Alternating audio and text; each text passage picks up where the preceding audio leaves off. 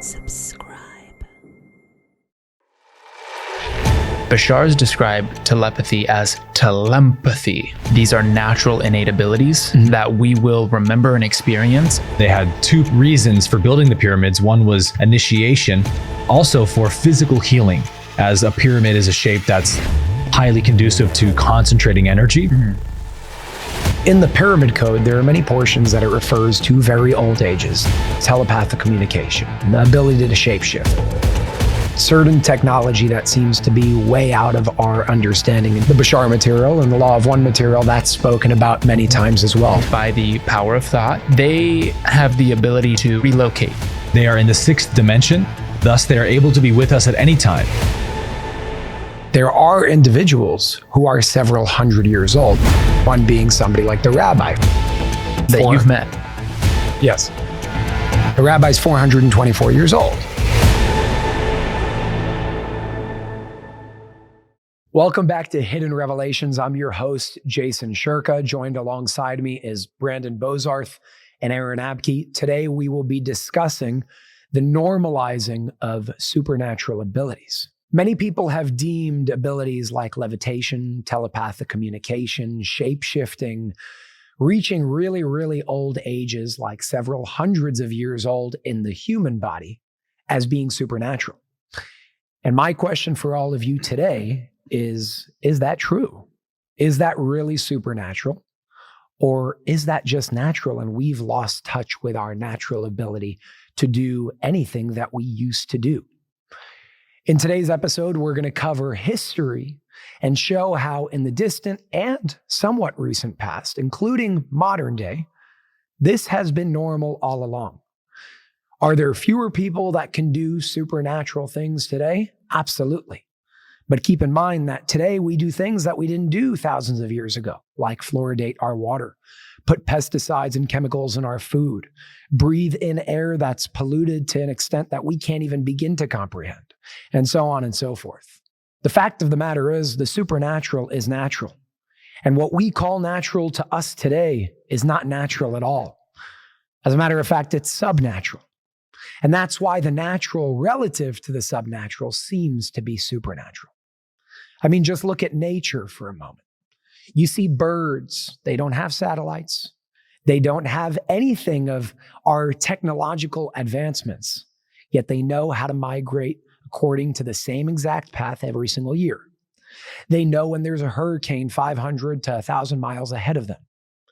They know where to go and where not to go without any form of advanced technology because their technology is of spiritual nature. They're in tune with nature. They can feel it. But if a human being were to do that, we would say, oh my God, that man is a god. Because he knows that 500 miles away, there's a hurricane without any satellite or weather radar. The truth is that is natural. And in this episode, we hope to empower you with the fact that you can do that and a whole lot more. Living hundreds of years old is natural. Levitation is natural. Telepathic communication is natural. And in this episode, we're going to normalize the supernatural to once again become part of our natural day-to-day routine. So in the pyramid code, there are many portions that it refers to very old ages, telepathic communication, the ability to shapeshift, certain technology that seems to be way out of our understanding and comprehension to begin with. And I know in the Bashar material and the law of one material, that's spoken about many times as well. Yeah. So why don't we start with Bashar, just big picture in regards to the supernatural, how it speaks about that, how he speaks about that, and what it's really all about. Yeah, well, it's very much in agreement with the pyramid code and TLS that these are natural innate abilities that we will remember and experience as we raise our consciousness or ascend or evolve. All this, they're all synonymous. Telepathy, I just read that word here when you said it. Bashar's described telepathy as telepathy. So it's the telepathy is typically thought of a mind reading. Empathy is thought of a sharing of emotion or creating a connection and compassion, this sort of idea. So Bashar describes that the language of spirit is empathy. There is no need for language in spirit because you're a transparent being. I can simply literally see and experience who and what you are being and expressing because there's you're just transparent. So you are the state of being. That translation for me to connect to you on that energetic wave is called empathy. And in order to have empathy, there has to be unconditional love. So when people are in relationship, and for you guys watching at home, if you can find a time where you're with your partner or a family member, someone that you love, and you guys say the same thing at the same time, or you have the same thoughts at the same time, that considered by others is a supernatural ability, because what's actually happening is, according to Bashar, you're not reading anyone's mind. You are matching a frequency so closely and mirroring a frequency so closely that you're having the same exact thoughts at the same exact time. And that's actually what channeling is. So I'll talk more about other abilities that Bashar has shared. You said something else I want to mention, and I'd love to hear your point of view, Aaron. You said you referred to shapeshifting. So I'm sure either in this series or in others, I'll refer to what Bashar has called the 5 levels of mastery. Bashar is giving 5 laws, and these 5 levels of mastery are kind of like the personal growth, or how should I say, evolutionary path that work with and are a reflection of these 5 laws. So it's almost like I described it as like the evolutionary path that is built into nature, that is built into consciousness, and the different steps along the way. Level 1 is called the cryptic. Level 2 is called the nocturnal, and level 3 is called the shapeshifter. 4 is the sage, 5 is the wraith. Level 3 being the shapeshifter, Bashar goes into deep detail on what shapeshifting is, different types of shapeshifting, which I'm sure we'll talk about. So there's a lot of crossover with the Bashar material. Awesome. Aaron, how does supernatural abilities play into the law of one as being something that's a part of us? Yeah, I really love the law of one's take on this idea, which they call the crystallized being, or the crystallized entity. And they relate a lot of these supernatural abilities to crystals, in that our 7 energy centers are like a sort of living crystal within us that becomes purified as we cleanse and heal and balance ourselves of distortions. And this is actually what Ra was doing with the Egyptians in the pyramids. I mentioned, I believe on the first episode, that they had two reasons for building the pyramids. One was initiation, like a spiritual initiation. I believe the Queen's Chamber was meant for like sensory deprivation, sort of like a psychedelic experience, a cosmic consciousness experience. By depriving the senses, it allows the mind to get into that unbounded field and experience their true nature and have Kundalini awakenings and things. And then also for physical healing, as a pyramid is a shape that's highly conducive to concentrating energy. And so they say that in order to perform any of these healing abilities, it requires a crystallized being using a crystal. So that in the same sense that a crystal can channel light and energy through it, a crystallized being can channel prana purely. A crystal is strong without effort, just like a spiritually balanced person is strong without effort, beautiful to behold, and all these different qualities we see. And so Ra explains that our 7 energy centers, as they become balanced and opened, allow that cosmic prana to flow higher up the energy channel and make its way eventually to the 3rd eye and to the crown chakra, where we can open that gateway to what they call intelligent infinity. And that's where you can access the intelligence in a rock, in inert matter, so to speak. And this is how Ra says they built the pyramids, was they say we can speak to the infinite rock, the intelligence within the rock, and have it move or carry itself or formulate however we tell it to through thought. And this is also how they use their crafts, apparently. Many of their crafts, at least Ra's memory complex, they use crystal-powered crafts. So they literally use crystals as the interface for consciousness to travel through the universe in these things. So the amazing connection here with what you said and what you've said about Bashar is that Ra explains that love, which comes from the 4th chakra, the heart chakra, is the greatest magic in the universe. And that it really is the first psychic ability that we have, in that all psychic abilities, at least for the positive polarity, the negative works on a sort of a different rule set in a sense. The positive polarity uses psychic abilities through first accessing love. Love is my oneness, my awareness of oneness with whatever it is, the person, the thing. And before you and I can share thoughts, for example, as you were just saying, I have to have love for you. You have to have love for me, empathy, connection, to where that's kind of the psychic link that allows us to communicate with one another. And so it is with all the other abilities we've mentioned here. So love really is the positive polarity's access point to all psychic abilities.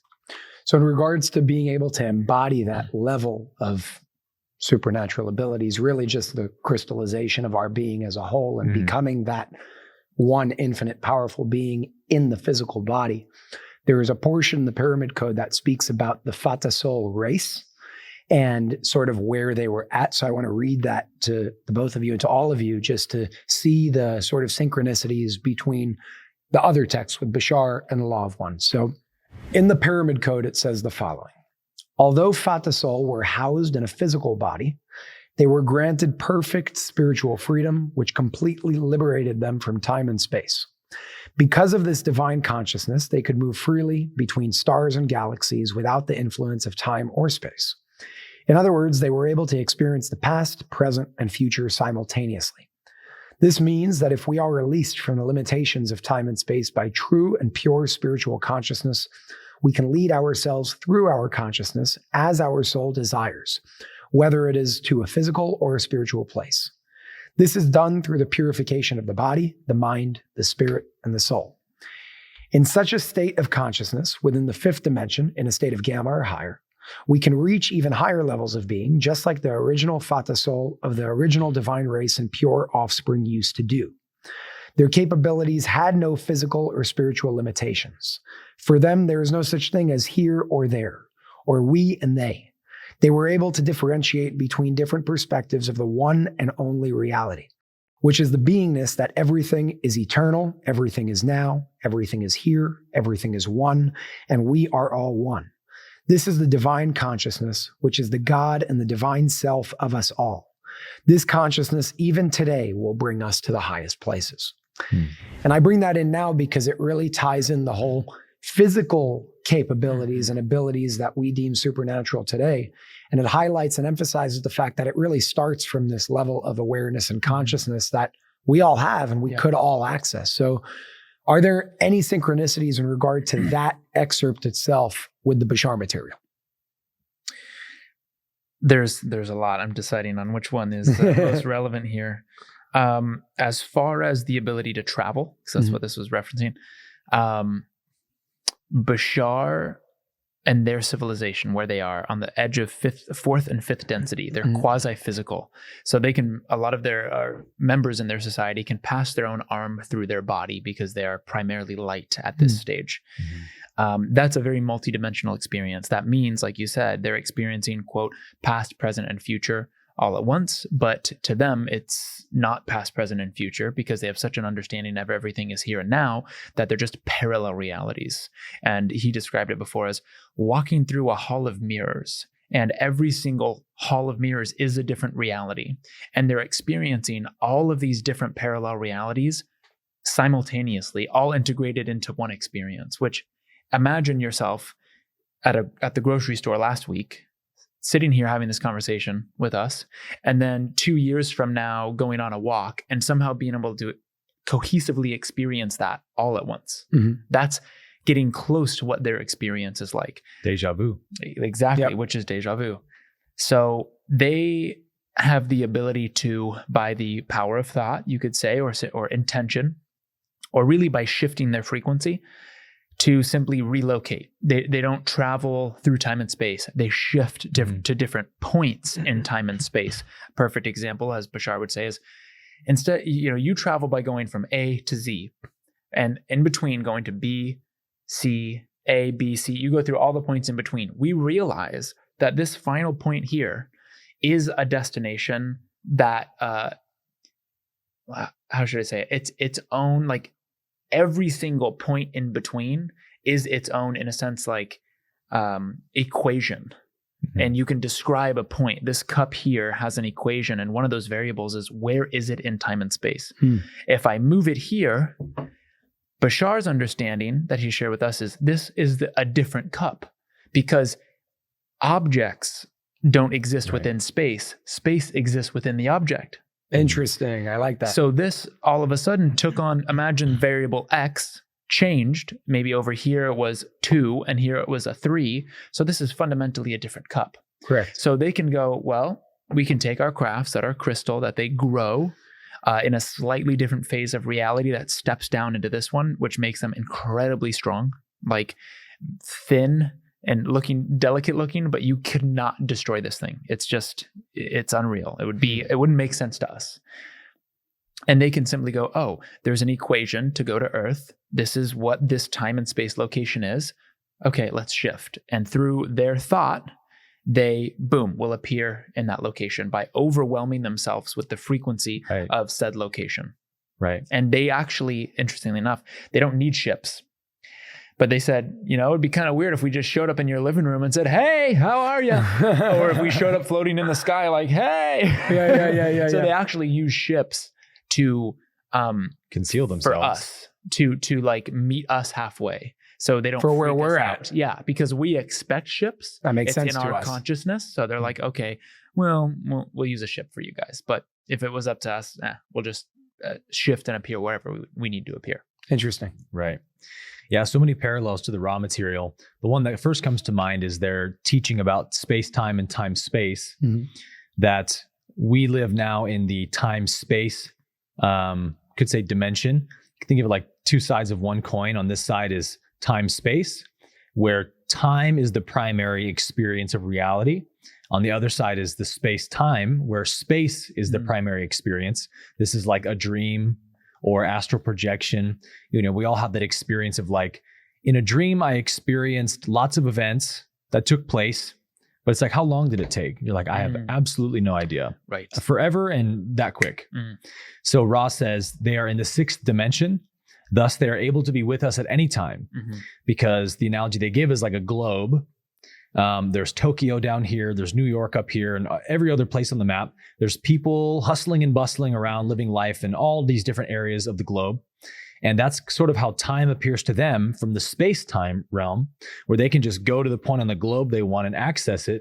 But the different points represent locations in time, not in space, whereas a globe for us represents locations in space, not time. So it's just the inverse of what we experience here. And there was a time in my life for about 5 years where I was obsessed with astral projecting. And I learned how this works through astral projection. It's just incredible. It's exactly how you explained it with the Bashar material.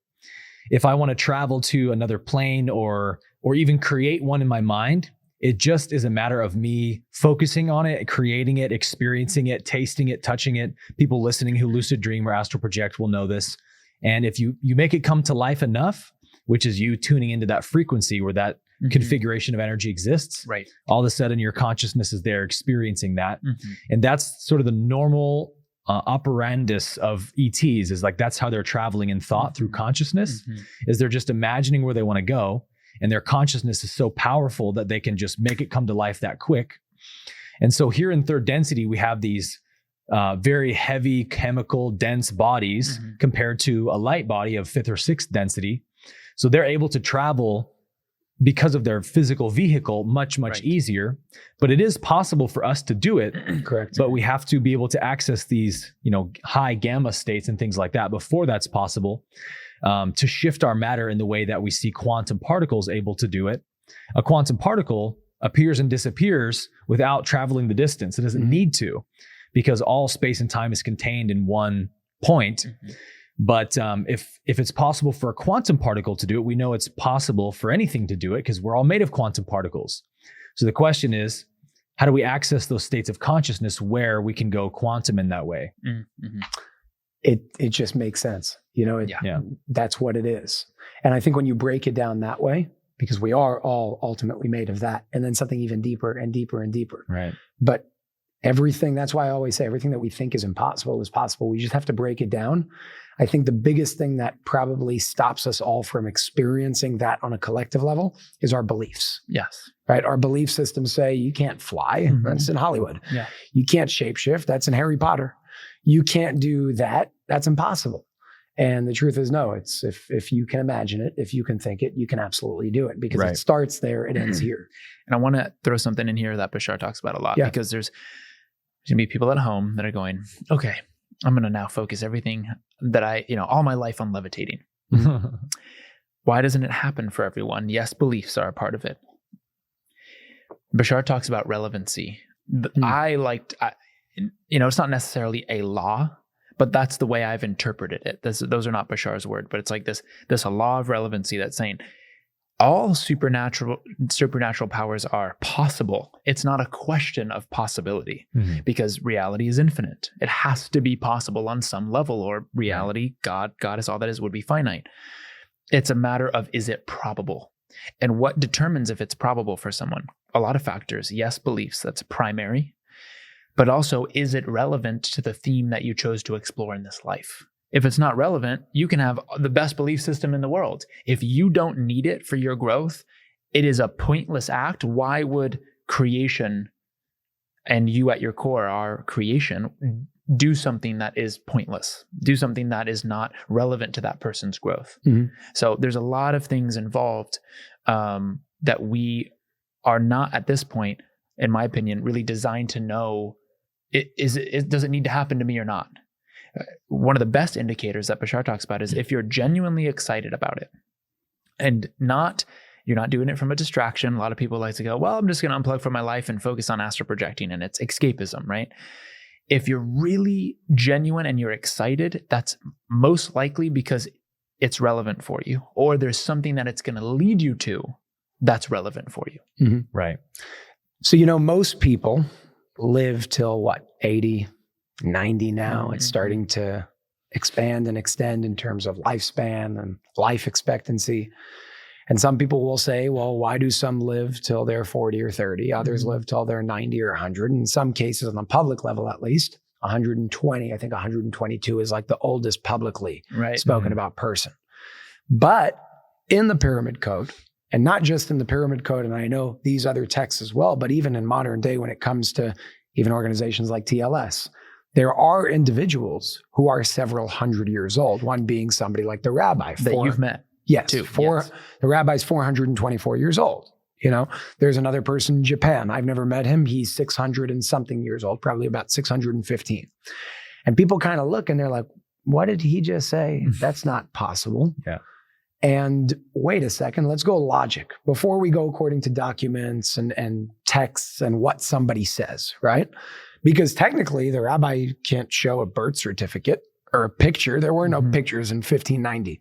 It didn't exist. So how do you really know?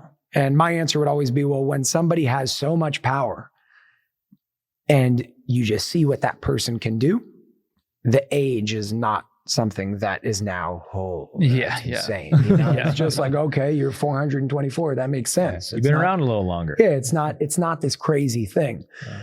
But what I will say is when it comes to age, right now, people are living till 100 years old in a world that's polluted, dirty water, dirty food, you're being dirty poisoned electricity, from the moment you are born. Everything. Yeah. And they're still living till 100. Yeah. Who's to say that you can't live till 400, 500, 700, 800, 1,000, especially back a few thousand years ago, without all of those poisons inherently in the environment to begin with, when they were more in tune with their spiritual essence to begin with. And even if you go according to the Bible, the Old Testament, I mean, it gives you ages playing out right there. And that's if you want to go according to that. But it does give you names with ages. And before Noah's Ark, according to the Bible, according to the Old Testament, everybody lived till 900, 950, 960. There were individuals having kids when they were 800. So that was a normal thing back then. And because it's so not normal today, so-called not normal, everybody's like, no, they must be going by a different timeline. Maybe their year was a day or a month, or no, maybe they just lived that long. Right. It's a possibility. So there is a portion in the Pyramid Code that says the following. It says, I left this world at the age of 939 years old on the 9th of Av on the Hebrew calendar in the year 3339 on the Hebrew calendar. That equates to 421 BC, according to the Gregorian calendar, during the destruction of the first Holy Temple. So you have a guy here with an in-depth memory saying that he lived with his wife at the time till over 900 years old. To me, it sounds normal simply because of my own research, my own reading, and certain experiences that I've had in my life. But that doesn't do much for the common person that may have not seen that or researched it or experienced it. So text-wise, where does Bashar talk about this? Where does the Law of One talk about this? Is this relevant in any way? This is really great. So first thing that Bashar talks about, I'll talk about aging and the nature of time. Sure. Bashar describes time is our creation, and it is a side effect of shifting from parallel to parallel reality to parallel reality, which happens billions of times per second. I believe the equation is 10 to the 43rd, or perhaps maybe it's 10 to the 46th. It's somewhere in there. So it's an incredibly fast rate. We can't notice it. Obviously, there's a sense of continuity. When you're specifically in gamma, which is that channeling state, which you access anytime you're in a peak moment or experience of passion and inspiration, and time is completely flying by. The phrase, time flies when you're having fun, is pointing to this truth that says, okay, when I'm being myself, and that's what Bashar describes being yourself, being in that state, because according to Bashar, that's our natural state. When you're in that time, or in that energy, and when you're in that state of being, you don't experience time. And he said, time unto of itself does not age you. Your experience of time is what ages you.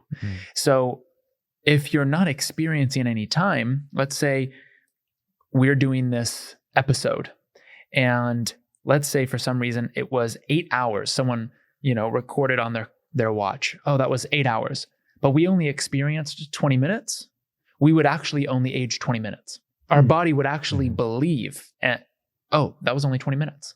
That's why you can be in such a flow state where you don't need to eat, you don't need to drink, you don't need to do any of that, because your experience is what your body's responding to. That's all your body knows. Yeah, so you don't need to be deprived. You're not deprived of everything, because your body goes, 20 minutes. Why do we need to, eat or drink or do any of that? So as we evolve, someone that's 939 years old, they might have experienced that over only living 40 years, or being seen they are of the age of 40. And he doesn't even call that aging. He would call that maturing. Yes. So aging is of the mind, of our creation. Maturing is just our natural evolution. And he has confirmed, Bashar has confirmed, there is 1 or 2 individuals on the planet currently that are 1,000 years old, a handful at around 500. I think he said around 30 or so around, and that might be wrong, but between 30 and 50, around 200 and 300. So he's confirmed that right now they exist on planet Earth, and the ones that are 1,000, he says they have a very different theme than the collective. They're there for a very specific reason, to anchor in a certain kind of energy and to kind of wander between more rural areas and make the connections they need to make. And he said, let's just say, if you need to meet this individual, these individuals, you'll know it's them, and they will find you, because they have a different kind of connection to the collective than we do. There's a quote, and I totally forgot who said it, and this connects back to what you were saying earlier, Aaron. The body experiences time through space, and the mind experiences space through time. And it's really, what side of that coin are you on, as you were saying earlier. And this is just my intuition speaking now, but I would assume that the individuals who are living this long are probably more in the spiritual realm, on the mind side of the coin, rather than the body side of the coin. They could switch back and forth in between, but all in all, they're experiencing space through time instead of time through space per se. And that's probably why they're able to have their body think it's experiencing a different time than what we would equate time to really be. Well, this is so practical when you just think about how long time feels when you're suffering. Yes. When you're in depression, it's like every aching second is like a year of your life. Time is moving so slow. It's like you're aging a year per second. It feels like. So you can see how the inverse could be true if you're in that flow state and time is just clicking by and you're hardly even aware of it. The body's going to respond to that.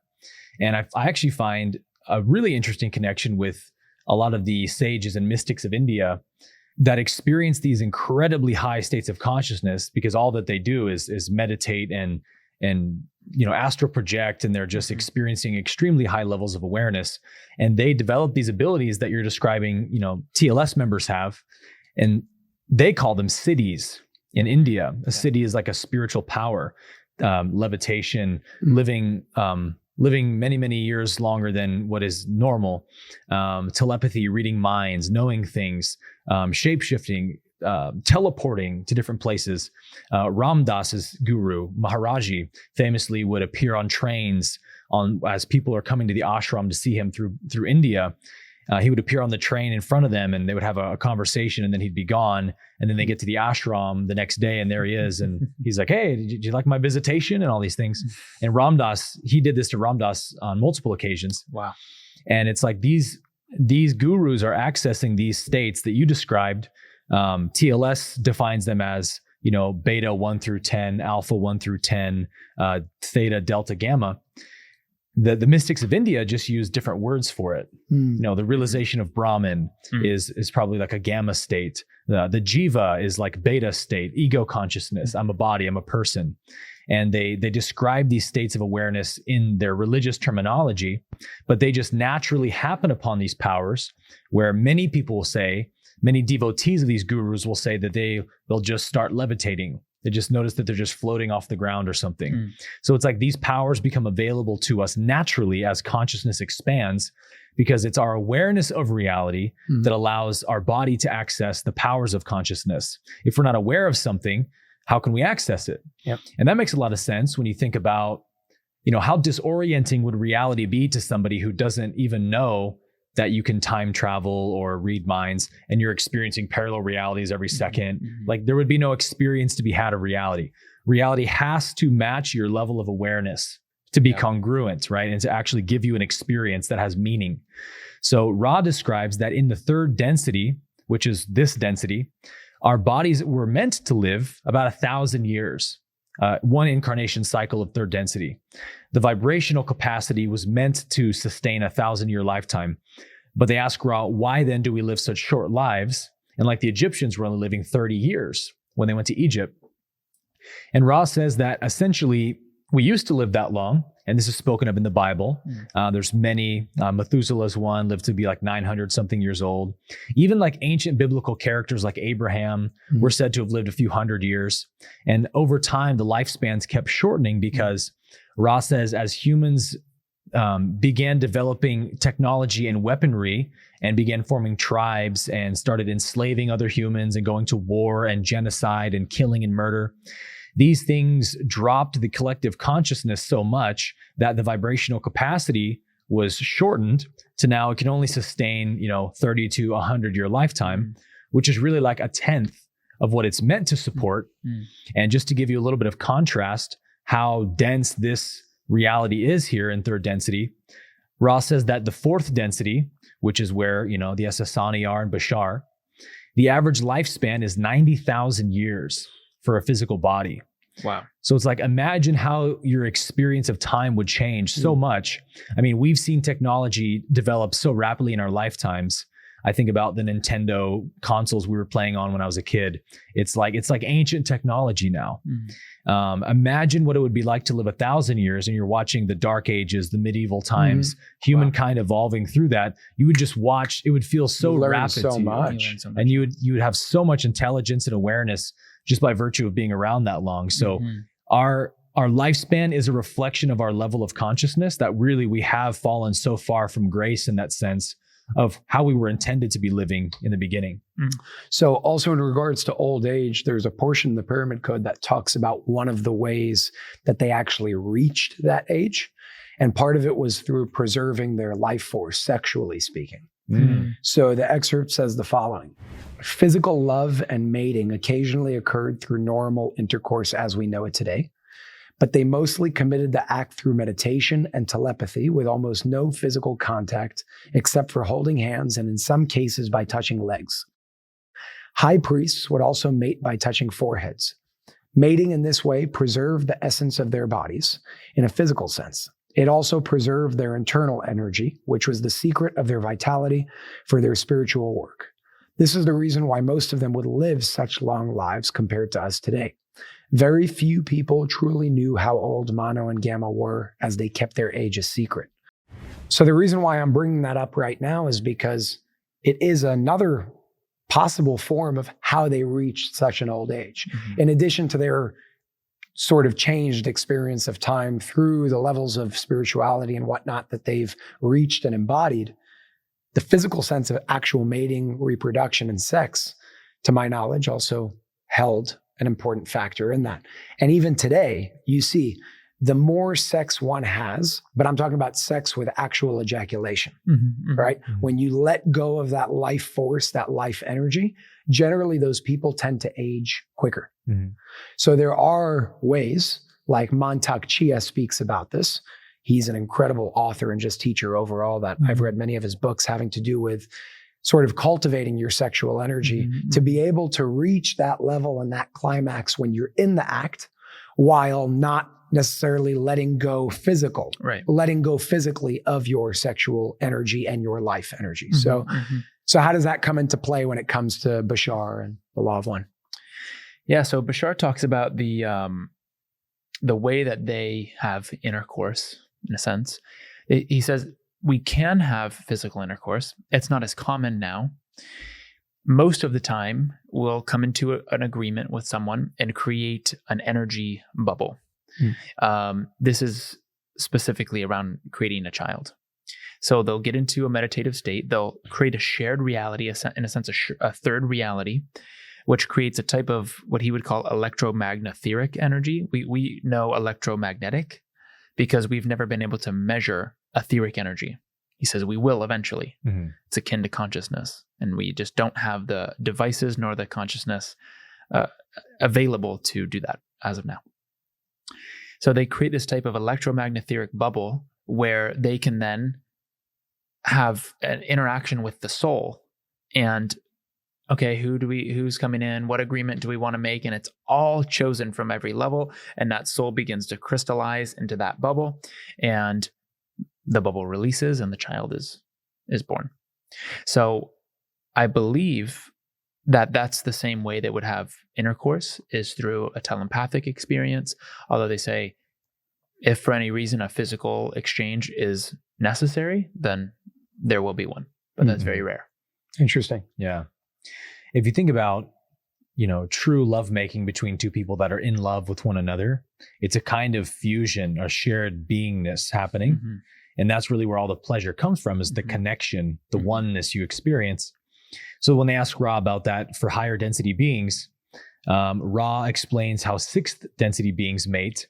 And they say this is, it's impossible for you to understand or for us to communicate in your language how this happens, but it's through a type of fusion where the two beings are basically celebrating in ecstasy one another's being as an aspect of the creator. And it's in that awareness of the creator that fuses them together. And then a third life is able to be created out of that, which is really beautiful when you think about it. It's the awareness of oneness. Out of oneness comes life, right? That's how all evolution and nature is formed. Right. And so it makes sense that even on this level of third density, that's also how we do it here. But because we're so much more externalized in our consciousness, we focus more on the body and the physicality of it rather than the spiritual element of it.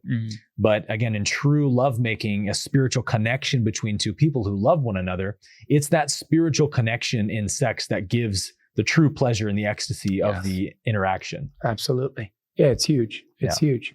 And again, just the preservation, I've practiced this myself on a very small level, not my whole life, obviously, but the more I started learning about the preservation of that actual life force, I mean, I was able to do things off the bat. My memory was much better. My memory was better. I felt a lot more alive. I felt a lot more vibrant.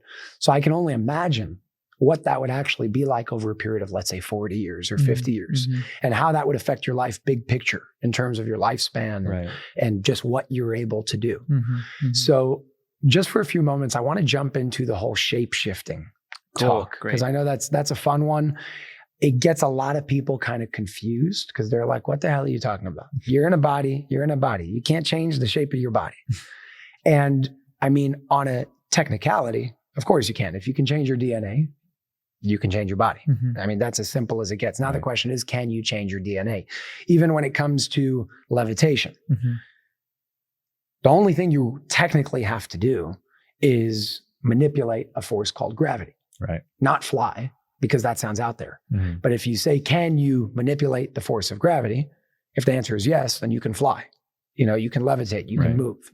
So when it comes to shape shifting, back then in these texts, it was spoken about a lot. And even today, there are people that can do it. Now, a lot of people, just from my understanding, are under the impression that you can't be a human if you shapeshift. And just based on my knowledge and my experience, specifically when it comes to TLS, I could tell you for an absolute fact that you can be a human and shapeshift. But from my understanding of what I was taught, there are 2 types of shapeshifting. That doesn't mean that that's all of them. That just means that's what I'm aware of. And I don't know what I don't know. But the 2 types of shapeshifting have to do with, number 1 would be the physical aspect of, in a split second, you change from a human to a dog, from a human to a cat, from a human to another form of or another race, another somebody that speaks a different language, whatever it would be. And the other form of shapeshifting would be called holographic shapeshifting. Now, let me just go back to type 1, the physical aspect of type 1. You must be born with some sort of genetic predisposition to be able to do this. If you have that genetic predisposition, from that point moving forward, somebody has to teach you. You have to be trained. You have to be prepared, and then you'll be able to do it. And of course, it's only to be used for divine and sacred purposes, for operations and missions when it comes to TLS. So I'm only speaking on that level. I don't know about anything else when it comes to shape-shifting. So directly. TLS has some people that can shapeshift. The head of the New York chapter of TLS is a shapeshifter herself, and she's a human being. And what can she shapeshift into? Anything but a sea creature. Wow. Yeah, I don't know why that's the fact, but anything but a sea creature. So no shrimps, sharks, or fish. So I could have seen her flying around one day. Possibly. Yeah. Yeah. In many cases, some people say, why would that even need to be used?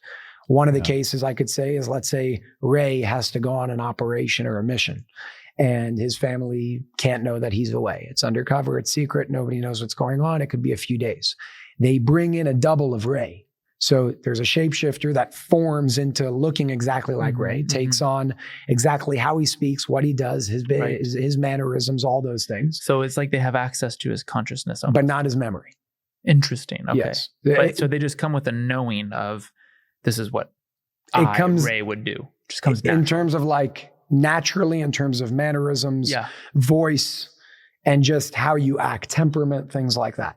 But memory, none of it. So there's always a brief after that period of time. You remember the polyjuice potion in Harry Potter? No, I've never seen Harry Potter. Yeah, unbelievable. There would be a lot of comments about that. Okay. You know the polyjuice potion. Yeah. You drink it to become someone else. Oh, interesting. But you don't get any of the characteristics or traits. It just changes your shape. Interesting. So this is like a polyjuice potion, but you get all of the mannerisms. Yeah. So you shift into someone else. You don't take over a body. That's an important distinction. Like a double. Yeah. It's just a double. Exactly.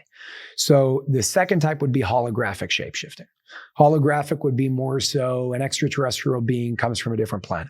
So they take that being and they teach that being how to eat, how to speak like a human, eat like a human, act like a human based on what part of the world they're coming into, the culture, that whole thing. Now there comes a point where the actual body has to shift into a human. So type 2 shapeshifting, the holographic shapeshifting, would be more of a longer process. Type 1, split second, it's very quick, but you have to be born with that. Type 2 takes about a year, could be more, where they literally change the density of their body, like actually energetically in terms of the resonance of their body, going from physical to now holograph.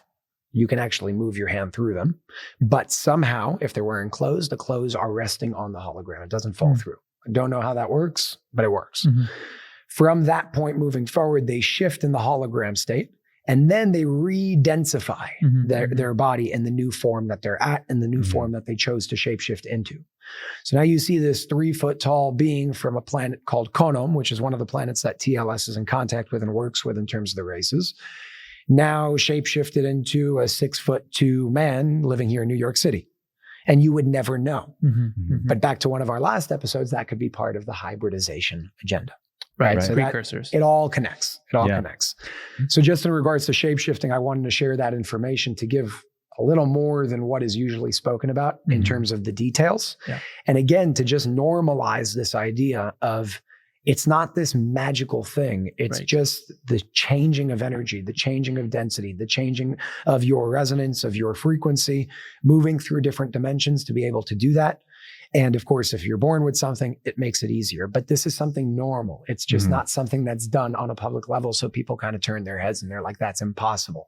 The day will come where that's normal once again on the collective level. And Native American tribes have shapeshifters. It's been talked about for centuries. And there are still, I have a friend personally who has experienced, and he wasn't on any ayahuasca or any kind of medicine, experience being in ceremony with his teacher, who is comes from a lineage, I believe it's Toltec, thousands of years passed down lineage, very enlightened master, and has experienced him being in 2 places at once, changing his shape. And this is one of my good friends who had that firsthand experience. But Bashar talks about shapeshifting as well. It's a 3rd level of mastery. The levels of mastery are typically for hybrids. So that would make sense that they have a different genetic, different genes than we do, than humans.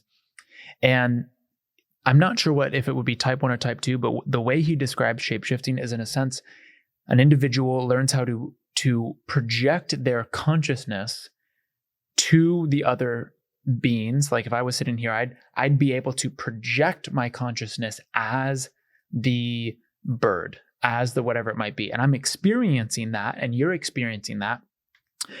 But it's a projection of consciousness versus a physical molecular rearrangement. So there's a difference there. And to me, my understanding of that is, one is, it's not like I have become the bird. I have projected my consciousness and created an agreement with everyone that is viewing it on some level that I can access to be perceived and experienced as a bird. Interesting. So there's some difference that he makes there of, you're not molecularly changing your physical form. You are projecting a consciousness that is in agreement, in agreeance. So that might be on number 1. That could also be another type. It could be another I'm type. just not aware of, right? There could be so many that, again, we don't know what we don't know. Exactly. So that's why we have these conversations. Yeah. So, the 5 levels of mastery is so supernatural and epic. I'll just give a brief. I just want to highlight some supernatural powers, and I want to pass it to you, Aaron. Sure. Level 1, cryptic, is the ability to speak to trees.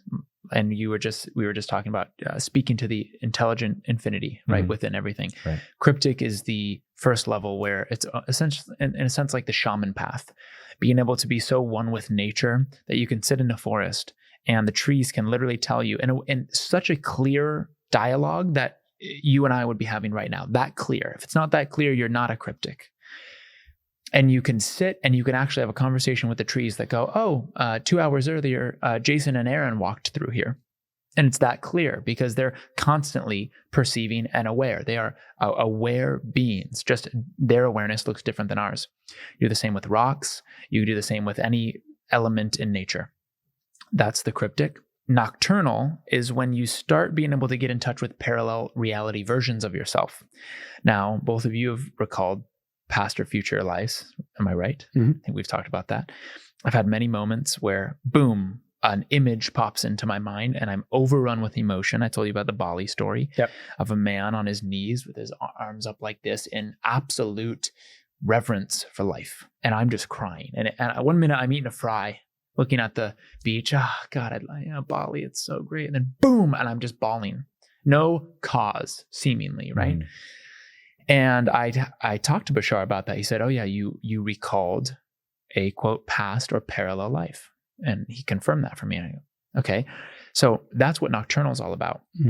And nocturnals, in a sense, do most of their work at night because the veil is thinner.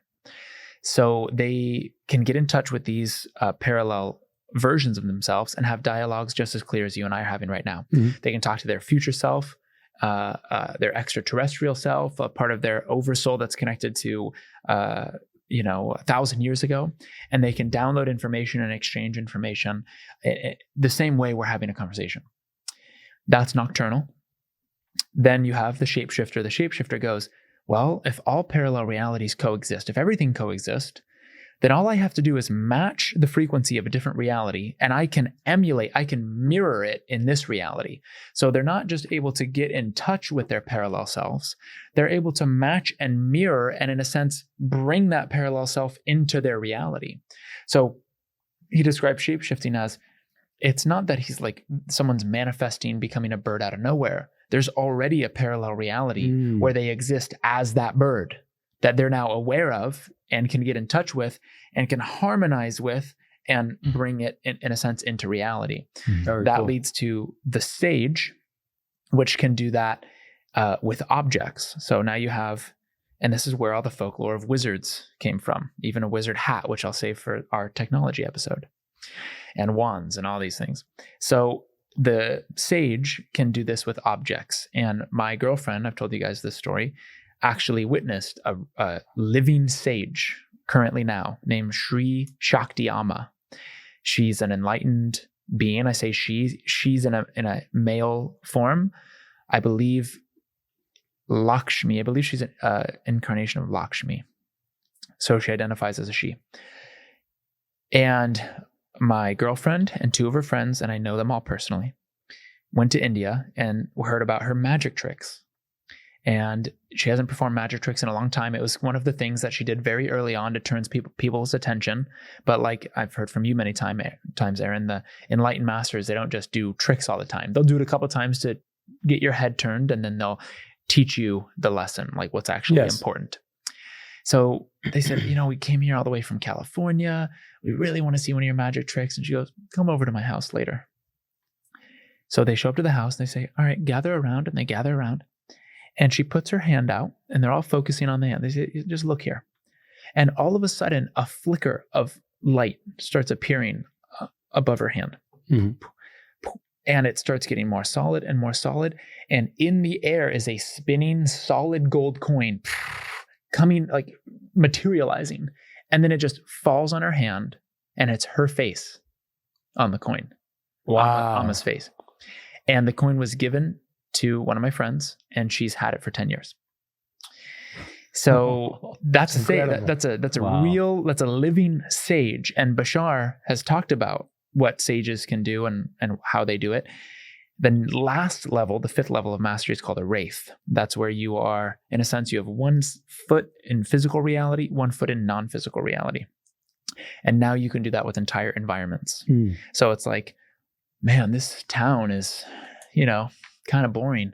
Let me tune into the infinite reality, and let's all, but it has to be in an agreement with everyone else. Let's bring a brand new town in with different people and completely shifting entire environments. And at that point, you're a very semi-physical being. So Bashar's race, I'm fairly certain, is all at the wraith level. And that is on the very tip of physical and non-physical reality. He calls the threshold is 333,000 cycles per second, cycles of consciousness. And of course, that's a 9, which represents the end, the completion of physical reality. And so according to Bashar, this is our natural evolution. And when we start integrating with the hybrids and we receive more of that DNA, that crystalline DNA, we will be given the opportunity to be taught from hybrids. And this is going to happen in our lifetime, according to Bashar, the 5 levels of mastery.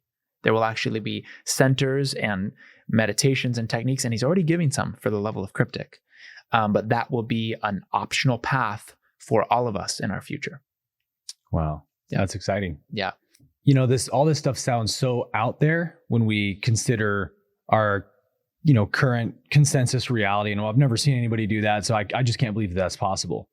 But our science is already telling us that this is how reality works. Yeah. And we just have a cognitive dissonance about accepting that. For example, Ross says everything is intelligent energy. All energy is intelligent. So we know through quantum mechanics, there's no such thing as matter. No scientist has ever found matter. All we ever find is light in these entangled quantum relationships. So if that's true, and we know the quantum particles can travel from point A to point B without, moving through the distance, all these things are possible. And if we understand how to communicate with intelligent energy and consciousness, then we can begin to do these things. And so this is why I love the densities model that's presented in the Law of One. It just helps you contextualize this so much better, in that a density of light represents sort of the vibrational range of the photon. So if I have one photon that vibrates 100 times per second and one that vibrates 1,000,000 times per second, this photon has a higher density of light than this one does, right? And so the more light that there is in a space, the more information there is. And the more information is there, the more ability for consciousness to express itself. So that's what the densities represent. As we spoke of, first density is pure beingness, rock, water, fire, air. But as we go up the densities, like an animal's level of consciousness is second density. We know that there's a very distinctive difference between a dog's level of consciousness and a human's. No dog has ever understood what an iPhone is. They would have no way of conceptualizing how to take a photo of themselves, or what that even is, how to use an app, or any of these things that an iPhone can do.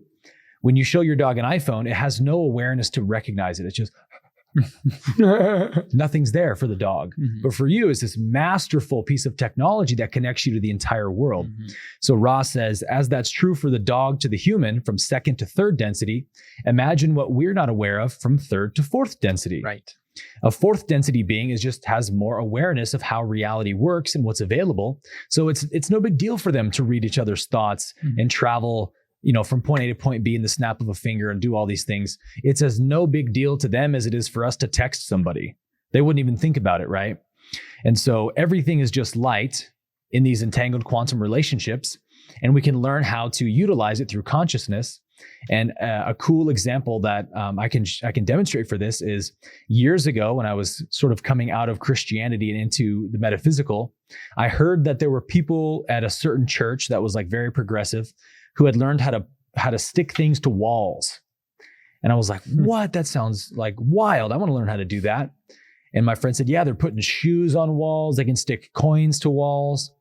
And they said, if you want to learn, start with a coin. And I was so passionate about learning this. So I would sit there with a penny on the wall for 30 minutes, and I would hold my finger to it, and I would imagine it not falling. Move my finger, it falls immediately. 30 minutes of doing that. And to my shock, after about a half an hour, or sometimes an hour, I would move my finger and it would stay there for a second, and then it would fall. Interesting. And go, wow, something's happening. As I keep doing it, eventually the penny would stay for 5 seconds, 30 seconds, and then it would just stay on the wall. And we'll put up pictures about this now because I have them on my iPhone still. After a certain amount of time, some people say, well, it must be something where the paint in the wall is sticking to the penny. So I would do it on a wooden cabinet, a smooth wood surface, and say, well, there's something on the wood. And then I would do it on a marble fireplace, and I would show them I can do it on this. And this is a quarter or a nickel, a very heavy metal object sticking to a slippery marble surface. There's no way that's possible physically. But even that wasn't enough for people to accept. Some people, they would say, there's just something about it that's natural. I can't believe that it's happening through your mind. So I eventually started doing it with silverware. And I would learn how to stick a spoon to the wall. Wow. And the first time I did a spoon to the wall, it took me probably 3 hours to do it. But I started to recognize something about my consciousness focusing on the spoon and imagining it staying on the wall, or the coin, is telling the material in the spoon or the wall what to do. In the way that Ra describes, they told the rocks to move in the shape of a pyramid. I mean, we know that we can't even build the pyramids today. We have no clue how it was possible. Right. So either ancient people had come up with technology that's far more advanced than what we have today, which is just as miraculous, or extraterrestrials did it through the power of consciousness, right? So it's like all these things are available to us, but we build these consensus realities where you don't think it's possible. I don't think it's possible. You don't think it's possible. So we create a reality where we don't experience that. But as soon as we collectively come together and say, no, we know these things are possible, we're going to start pursuing them and doing them, we'll start to watch, just like the first person who broke the 4-minute mile. It hadn't been done for like 20 or 40 years or something, maybe longer. And then like 3 people did it within a week or something. New consensus. Like, we build these new consensus realities as we come into agreement. And I think that that's a big part of why we don't see more of these supernatural abilities as a common part of daily life. That's so amazing. And on the Egypt note, the pyramid, and this is mentioned in some form in all bodies of work. Bashar talks about how they would have these ceremonies in the king's chamber and the sarcophagus in there, and how that sarcophagus is a resonator. And yes, Ra calls it the resonating chamber. Okay, there you go. So a lot of that in the pyramid code as well in different words. Nice. Yeah. So it's all golden ratio stuff. And we know that when you build in alignment with nature and golden ratios, there's a harmonic that's created, there's energy that's facilitated, it's measurable. They even have pyramids now, I think in Russia, that are built with golden ratios, and the plant life around it thrive more than in other areas. So they would get into these sarcophagus or these resonating chambers, and they would, with horns, and they've found these actual kind of musical instruments inside of the chambers. They would play these kind of horns and blow a very certain frequency. And it was always an adept. You had to be an adept to do this. And it was an initiation, or it was also just what Ra says. Yeah, what the priest class would do. They would get into this resonator, and they'd know how to shift themselves into gamma, and then they'd go into lambda, which is the out-of-body state. It's the only thing higher than gamma, or people call it hyper gamma. And they would be able to astral project, talk to different extraterrestrial, extra-dimensional beings, different archetypal consciousness, bring back information, disseminate it to their society. So Bashar said, yes, there was extraterrestrial help, but the technology and the consciousness was such that they were also able to just go get their answers from this more priest class. One other thing I'll say about supernatural abilities is the story of Moses and the parting of the Red Sea. Bashar confirmed, first of all, he confirmed that they were let out of Egypt by a mothership. I don't know if there's any mention of that in... Not that I know of. Yeah, okay. No. In the Bible. Right. They say that they were guided by a pillar of fire by Correct. day. Yes. Yeah, by Correct. night. And it gave them manna, right? There was, and yeah, Bread from Bashar's heaven. talked about that. He said that's something that the ships developed that was extremely nutritious. And they could just materialize it on the ground. Right. But from the biblical narrative, they say it would sort of like grow overnight from the ground. It would just be there when they woke up. From the rays of light narrative, that's not a part of this, but this is spoken about in rays of light. Manna is actually spoken about as a tool that was sort of given to the Hebrews at the time in order to help them purify their bodies so they can reach a point of being able to receive this spiritual abundance, or in this case, the Old Testament, the Torah, the Bible, whatever you want to call it. And the significance there was that the ability to receive spiritual abundance starts with the physical body when you're in physical form. And it put this importance on the body. So people ask, well, where can we receive manna today, right? Because they say it was some form of bread or something of that nature. And Rays of Light says that modern day manna is the equivalent of dew. That's what they called it. it. The ground. Yeah. Dew that just every single morning when you go and you see all that, whatever you want to call it, water, pure water, it represents the purest form of anything tangible. And if you roll naked on that dew, or you manage to be able to drink it, it would be the equivalent of manna bread at that time, but today. And that's what Rays of Light brings into the picture. Wow. Fascinating. Yeah, very cool. Well, on the topic of water and the Red Sea, what Bashar said is that Moses knew that he's not his body. He's not limited to his body. He understood that his body contains water. And he's moving his body. He's moving the water in his body all the time. But it's not that, at least my understanding was that's happening all within his consciousness. His consciousness, his intent from the non-physical level is moving the body. He's not the body moving itself. He's Yeah. the one that is animating and moving, but he understood that everything in his reality, not just his body, is contained within his soul Yeah. or consciousness. There's no consciousness in the body. Right. The body is in consciousness. Exactly. Correct. And Different level. by the way, Exactly. Moses did go through a process that the Pyramid Code calls baraka, which other texts, I believe the Law of One calls it initiation. Is that correct? Uh-huh. So initiation is the baraka process. The baraka process is the initiation process. that makes sense. And Moses was actually brought in by the pharaohs Right. into the royal palace. And that's how he learned what he learned. And they taught him all that, everything that he went through in terms of the baraka and initiation process, Mhm. which is how he was able to do the splitting of the Red Sea with that staff. And those Mhm. staffs are spoken about many times.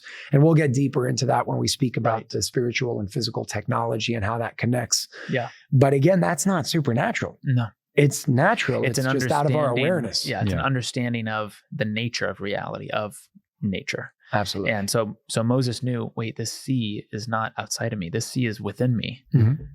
Just the same way I move this sea within me, Like I a can move lucid that dream. sea within me. Mhm. And what Bashar, like a lucid dream. What Bashar said was, because it was relevant, because it was needed to fulfill the theme of what all of the Jews, right, that he let out, Hebrews, they weren't the Jews Hebrews, yet. the Hebrews that he let out of Egypt.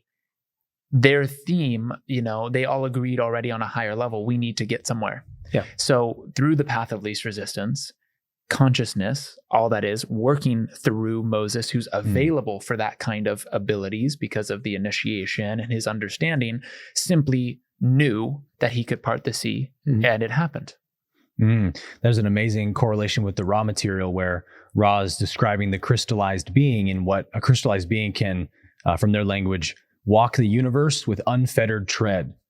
So they say a crystallized being could move a mountain Mhm. by themselves, but a mass group of beings that a crystallized being is one who's purified of all distortions. Mhm.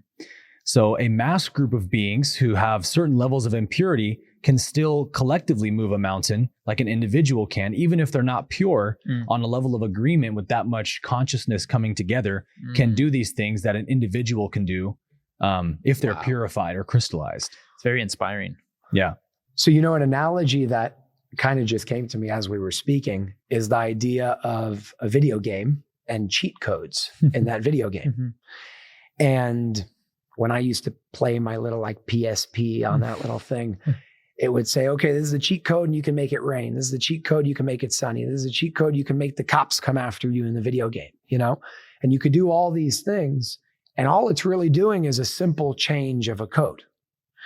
And I would say when it comes to Moses, beyond the awareness and the consciousness that he had, and many individuals had at that time through the initiation process, what's going on energetically is just the change of a code. Mhm. Mhm. And the Right. reason why it's not so far-fetched to make a whole sea split is because it's just the change of a code. If you're building a website and you change its source code, the whole website that appears on the screen changes like that. Yeah. When you take one letter out, when you add one letter, one symbol, one number, that's what happens.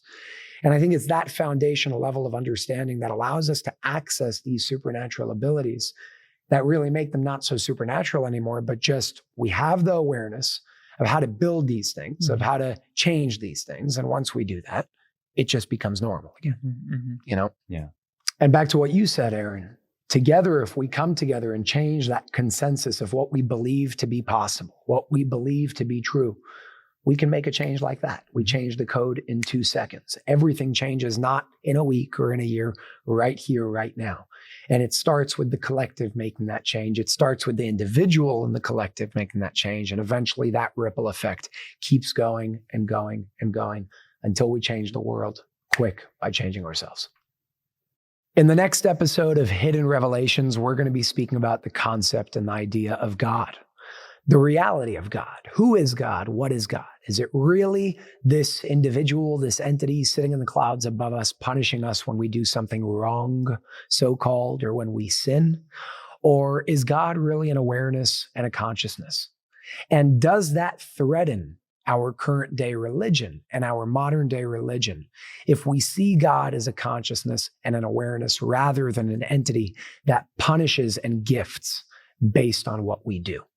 I'm Jason Shurka, and this is Hidden Revelations. Many sources, one truth. We'll see you next time.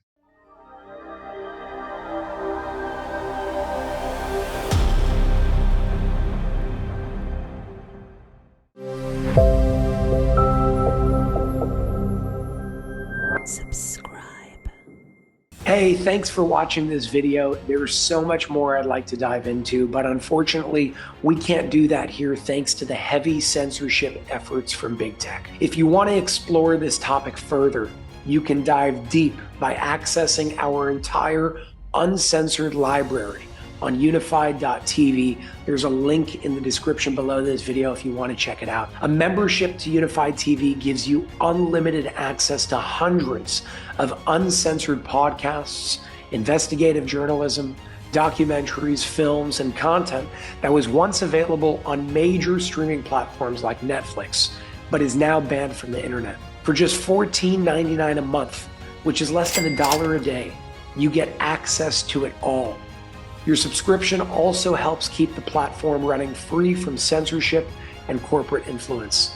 Please consider supporting us and enjoy all of our unfiltered and thought-provoking content in return. Thank you very much, and I will see you on Unified TV.